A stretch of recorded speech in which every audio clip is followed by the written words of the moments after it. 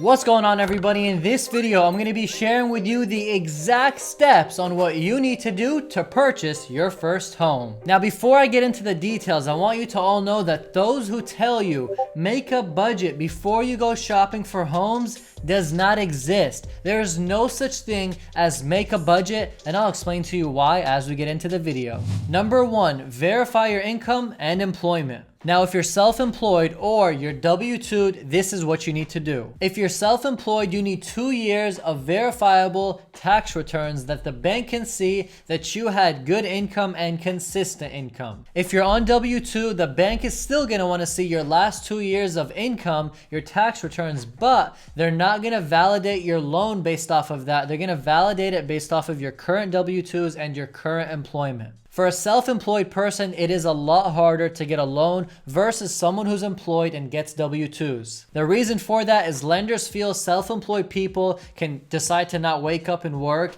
cannot do good in business, can just file bankruptcy, versus the one who's employed has more stability, has a set pay, has a set income, etc. Now, if you're self-employed, you have to verify for 2 years. It's just no choice. You have to verify you've been having good income for 2 years. And what they do is they take the first year, the second year, divide it by 2, and that is what they would account for your income. If you're W-2'd, what they're going to do is they're going to take your income that you make every single month from the gross. Now, from bank to bank, it differs. Some banks say that you have to have W-2s for a minimum of 6 months and working with this employer for 6 months in order to get a loan, and some other lenders and banks say it doesn't matter, you can have just one W-2 check and we can qualify you from that. So from lender and bank, it just differs. So you're gonna have to go shop around and find somebody who's more lenient than the other. Now, I actually just experienced this with one of my clients, and they only have 1 month to verify for getting a W-2,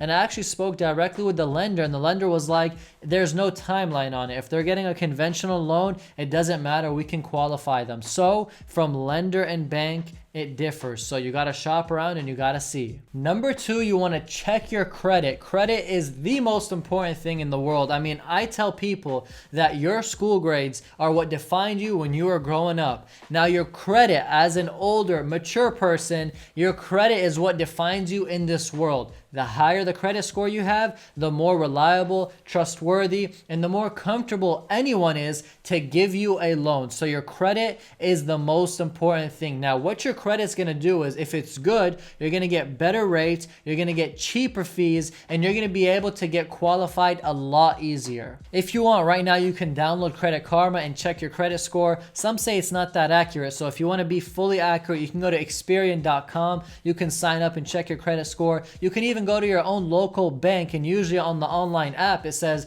check your score for free. There's so many ways, so you need to make sure that you check your credit and see what your score is. And some advice that I have for you guys is keep your utilization low. Don't keep your debts too high. Don't keep your balances too high. Try to make sure you pay all your payments on time. Keep a clean track record, so when the bank sees it, they go, man, this person, they're on time every time. And most importantly, if you're looking to get a home loan, do not go pull new credit cards. You don't want to do that. It's a hard inquiry on your name and it's not going to look good. So don't go out pulling new credit cards if you're trying to purchase a home. Now, in the next part, I'm going to be talking about the type of loans and the type of credit you need for each loan. So make sure you're sticking around. The third thing that you're going to want to do is apply for a pre-approval. And what this means is you're going to go to the bank, you're going to fill an application, and you're going to get pre-approved for a specific number. Now, what this number means is how much you can purchase a house for based off of your income, your debts, your credit, and all of that. Now, in the beginning of the video, I told you that when people say make a budget before shopping,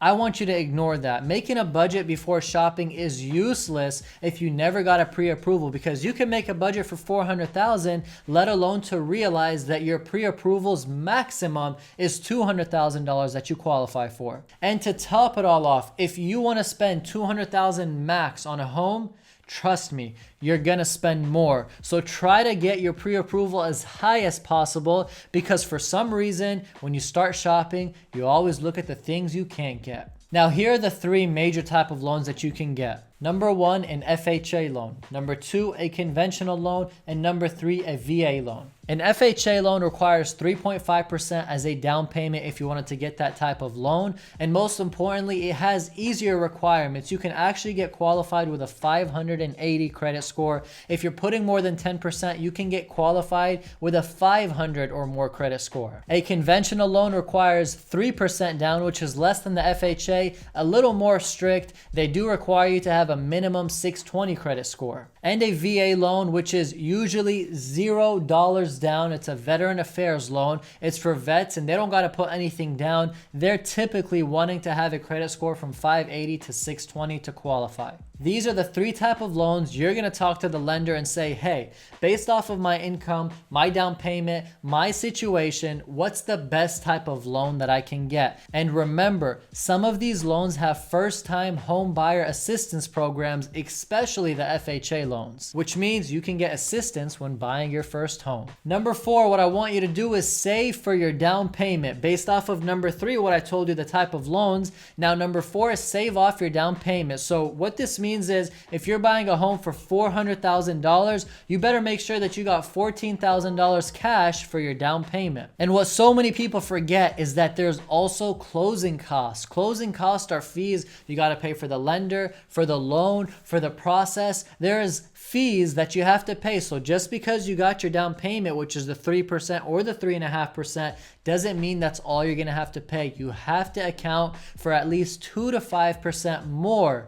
on your down payment as fees that you're gonna have to pay. So another example, if you're buying a home for $200,000 and you're putting 3.5% down, that's $7,000 that you're gonna have to come up with your down payment plus your closing costs. Now, if you got a smart agent working with you, hint, hint, like me, I just helped one of my clients get $20,000 in seller's credit towards their closing costs. So my client had closing costs that he had to pay, and his closing costs came out to $9,000. So from the $20,000 in seller's credit, basically concessions the seller's giving to my client, we use from the $20,000, $9,000, and that's all we could use because that's how much the closing costs were. The other $11,000, what I decided to do with them, because I wasn't going to let them go to waste, I reduced the sales price of the home by $11,000. Essentially, my client came out of pocket $9,000 less than they had to because I negotiated that for them. And they're so happy, I can't even express to you. And this takes me to the 5th point, which is the most important, is hire